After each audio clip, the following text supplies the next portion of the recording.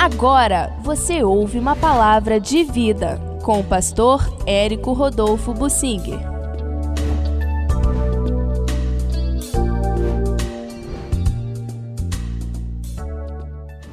O profeta Daniel profetiza que os cristãos sofreriam até a vinda do anticristo. Vamos procurar entender isto lendo a profecia em Daniel, no capítulo 11. Eu acho muito interessante estudar o livro de Daniel. O início é um livro mais histórico, traz um pouquinho da história dele, junto com os sonhos que foram muito significativos que os reis tiveram. Mas a segunda parte do livro é de profecias que ele mesmo recebeu. O Daniel viveu até bem velhinho, talvez bem mais de 80 anos de idade. Foi muito tranquilo, Deus guiou a vida dele em tudo, os cargos que ele ocupou, as posições importantes, foram situações que Deus fez acontecer.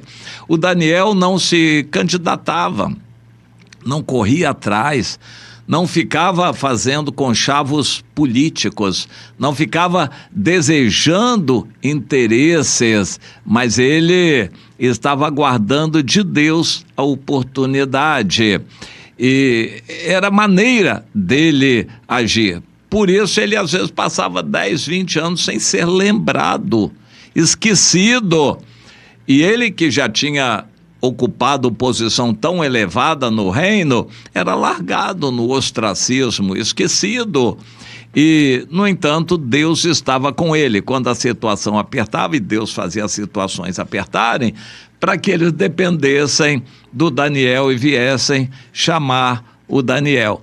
De certa forma, isso aconteceu com o apóstolo João. Outros líderes se levantaram, fazendo e acontecendo, dominando igrejas, fazendo e acontecendo. O João estava lá no cantinho dele, o apóstolo João. Aparentemente, ele ficou na igreja em Éfeso até o final, até ser preso. Depois foi levado como um degredado lá para a ilha de Pátimos, onde terminou seus dias escrevendo, provavelmente ali ainda, o Evangelho de João, as cartas e o Apocalipse.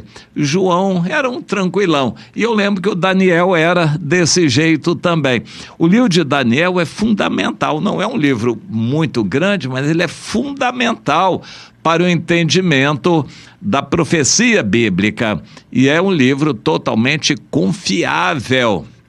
Muitos outros livros proféticos apareceram como apócrifos, mas o livro de Daniel é totalmente confiável e é uma profecia bem firme que é lembrada no Apocalipse. Aliás, esse é o grande desafio, entender o livro de Daniel junto com o Apocalipse. É o grande desafio escatológico de todo estudioso da Bíblia.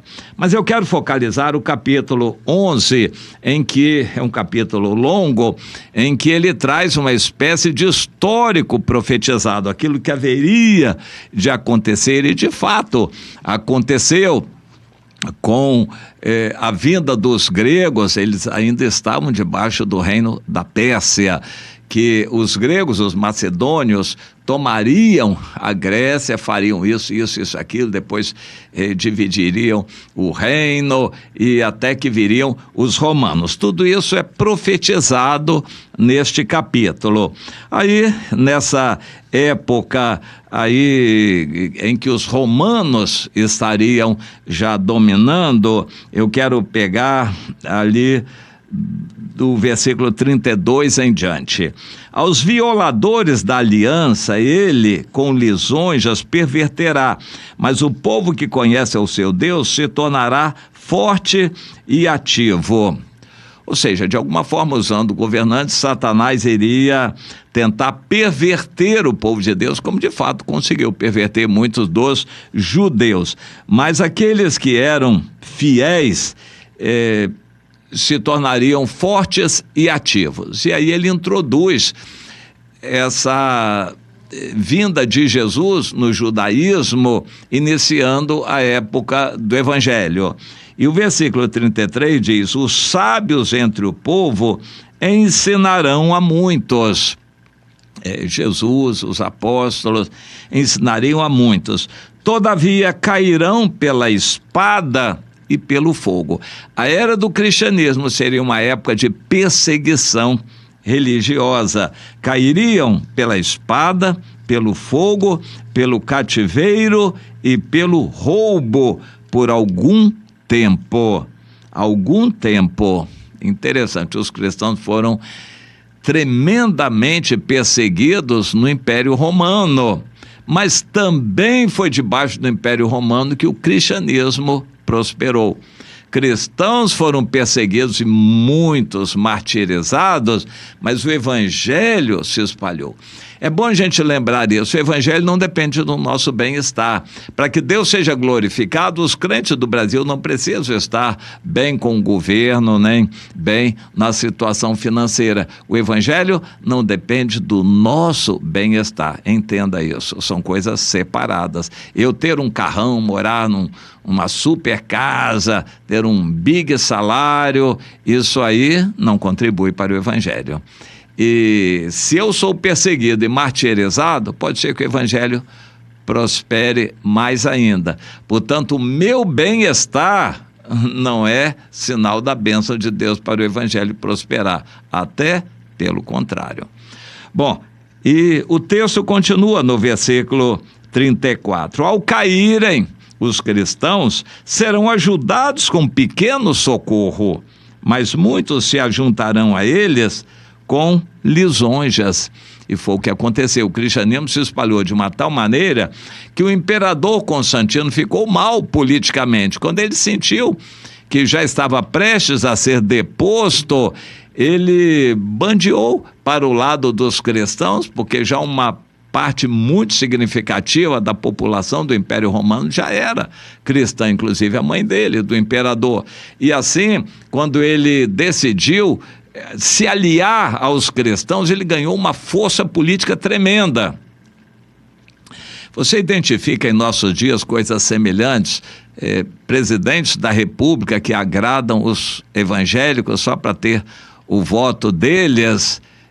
Você identifica isso em algum país? Pois isso não é novo. O imperador Constantino, no Império Romano, quando sentiu que ele já estava mal, estava prestes a cair e ser deposto, ele passou a agradar os cristãos, mas com lisonjas. Não foi um agrado de coração, foi interesseiro. E ele, de fato, conseguiu o apoio dos cristãos, e isso fortaleceu no reino até o final da sua vida, e morreu por doença. Alguns dos sábios cairão para serem provados. No cristianismo, preste atenção, sem que se sofra, não vai haver fidelidade. Os mais belos hinos e poesias foram escritos na tribulação. A tribulação contribui para o progresso do evangelho. O bem-estar econômico e material só deteriora a vida espiritual. Entenda. Alguns dos sábios cairão para serem provados, purificados e embranquecidos até ao tempo do fim, porque se dará ainda no tempo determinado. E o texto de Daniel 11 continua: este rei, o anticristo, fará segundo a sua vontade, se levantará, se engrandecerá sobre todo Deus, e contra o Deus dos deuses falará coisas incríveis, e será próspero. O anticristo será próspero até que se cumpra a indignação, porque aquilo que está determinado sobre ele será feito. Interessante, isso é a profecia que delineia a situação de nossos dias. O cristianismo começou debaixo de perseguição, quando, por interesse político, o imperador Constantino decidiu apoiar os cristãos passaram a fazer parte do poder e saíram das catacumbas para construírem grandes templos, serem engrandecidos e, de certa forma, esse cristianismo permanece até nossos dias. Cristianismo de templos, de aparência, de ajuntamentos, de poder, cristianismo de dinheiro, de política, mas vazio do Espírito. Esse Espírito está vigiando até nossos dias. E o anticristo, evidentemente, não vai perder oportunidade e vai saber usar dos meios materiais para comprar os cristãos e perverter cristãos. É o que ele tem feito no mundo todo. Nós podemos dizer hoje que uma grande, esmagadora maior parte dos cristãos nominais do mundo, que se dizem protestantes, cristãos ortodoxos, cristãos de todo tipo, a grande maioria está vazia do Espírito, a maioria não nasceu de novo, estão ligados ao dinheiro do mundo, ao poder econômico, ao poder político, mas há uns poucos em todo lugar. Há uns poucos que estão sendo perseguidos, mas que estão buscando a santificação, sendo fiéis ao Senhor e querendo agradar a Deus e levar a pregação do Evangelho, mas vão ser perseguidos. Em todo o mundo, os cristãos verdadeiros estão sendo perseguidos. E isto vai aumentar até o anticristo. Nós já estamos nas vésperas de manifestação do anticristo, a perseguição vai aumentar. No Brasil, nós ainda não experimentamos o que é perseguição até o sangue, mas brevemente o Brasil vai experimentar isso também. O profeta tem razão.